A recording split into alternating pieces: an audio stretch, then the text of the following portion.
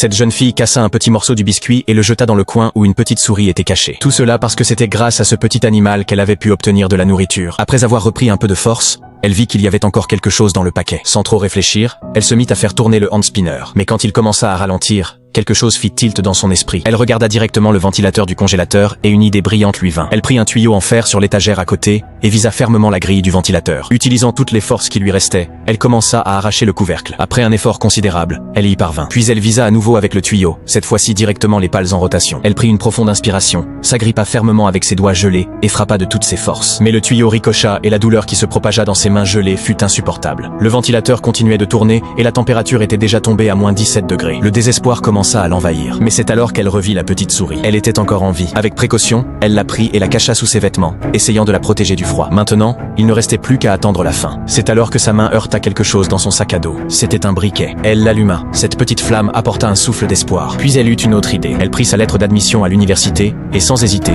la brûla. Les flammes s'intensifièrent, apportant un peu de chaleur. Mais ce n'était pas encore suffisant. Elle arracha plusieurs pages du manuel et les jeta dans le feu. Enfin, le congélateur commença à se réchauffer. Pendant un instant, elle crut que tout allait s'arranger. Mais c'est alors que la fumée envahit l'espace. Elle se mit à tousser désespérément. En tant qu'étudiante, elle comprit rapidement. Si elle continuait à brûler des choses à l'intérieur, elle s'asphyxierait à cause du monoxyde de carbone. Elle éteignit donc rapidement le feu. Au même instant, l'air glacial recommença à lui transpercer la peau. Mais c'est alors qu'elle vit quelque chose au milieu des cendres. Un dessin d'igloo qui lui apporta une nouvelle idée. Peut-être l'idée qui pourrait lui sauver la vie.